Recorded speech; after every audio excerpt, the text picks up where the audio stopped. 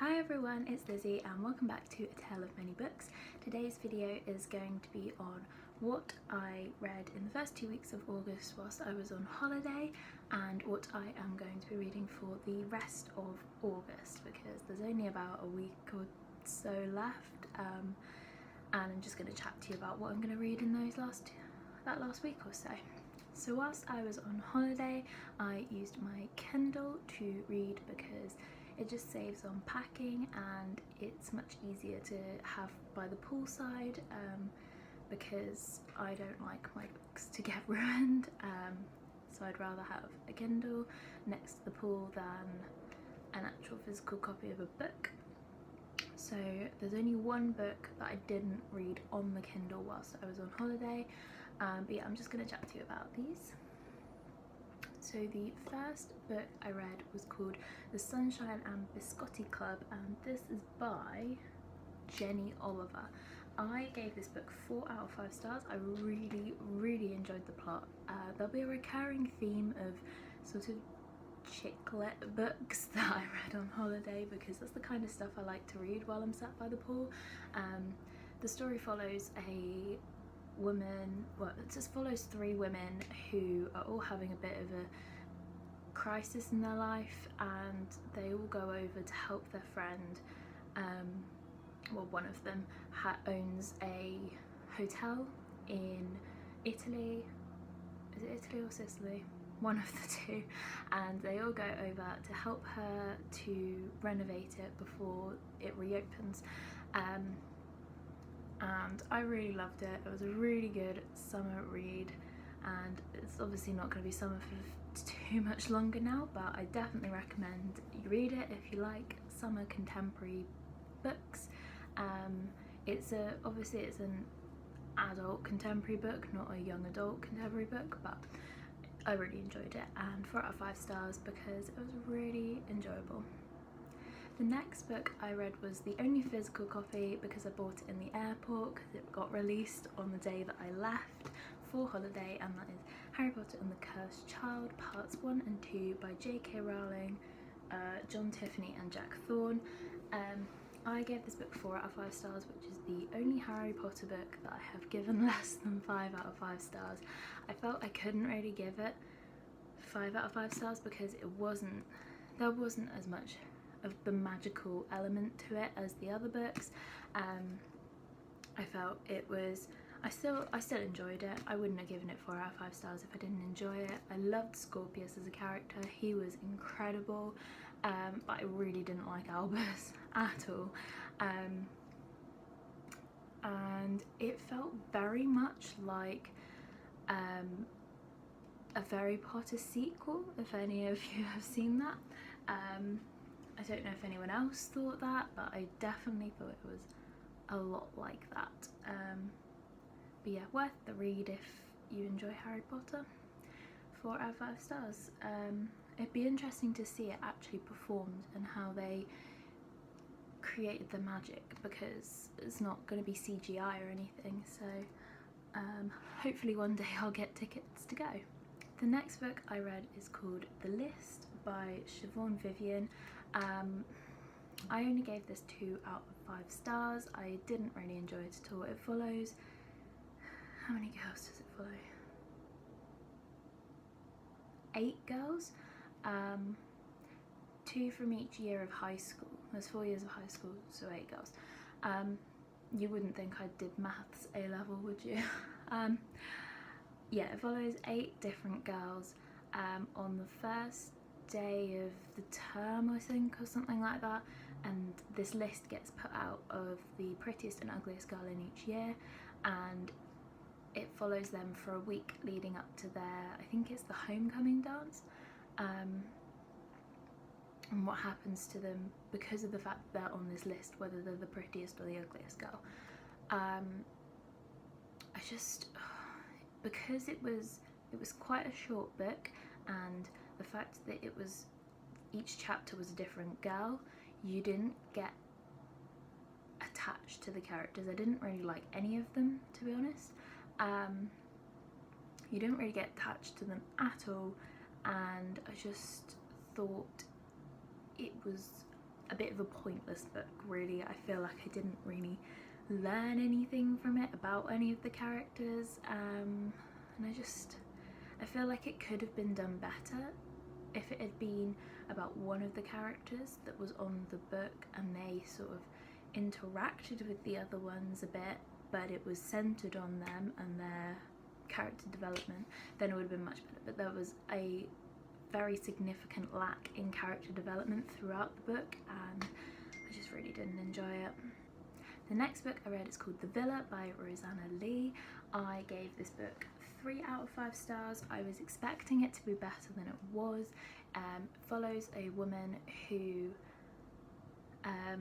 inherits a villa in Sicily. A lot of my books were centered in Italy and Sicily this year. I don't know why, but yeah, it follows her, and she has to decide whether she's going to keep this villa or not. It was given to her by someone her mother knew while she was there, and it also centres around her mum and what happened to her mum in Sicily when she was living there as a child, and also around her daughter who is struggling with deciding what she's going to do with her life, because she's just turned 18 and just done her A-levels, and she's deciding what she's going to do afterwards. I kind of wish it had just centered around the woman that inherited the villa, because she was my favourite of the 3 to read, and she had the most interesting storyline, and I really liked when she was in Sicily and with the villa and stuff, but the other 2 chapters I felt like skipping them because they were really dull and boring. But yeah, I mean, it's just a light contemporary read. It was good, but I feel like it could have been better. The next book I read was The Little Bookshop of Lonely Hearts, and this is by Annie Darling. This I gave 4 out of 5 stars. I loved this book so much. It centres around a woman who works in a bookshop, and the owner of the bookshop's just died and left her in charge of the bookshop. And she decides to rebrand the bookshop as a romance-only seller. And it was so good. I loved this. I think if you're a book lover and just as obsessed with the classics and romance itself, it's incredible. She has the rude bad boy kind of guy that she's known since she was little, who she pretty much hates, and there's all these little references to different classic books and different romance books, and it was such a good book. I definitely recommend that one as a really good contemporary read for anyone, I'd say, over the age of 16. It does have a little bit of, I think it had a little bit of adult content. Not much, it wasn't really anything, but I just think maybe you need to be a little bit older because she's in her 20s, so you have to be a little bit older to understand how life is for people in their 20s. Obviously I'm only 18, but I can sort of understand where you are in life in your 20s, if that makes sense.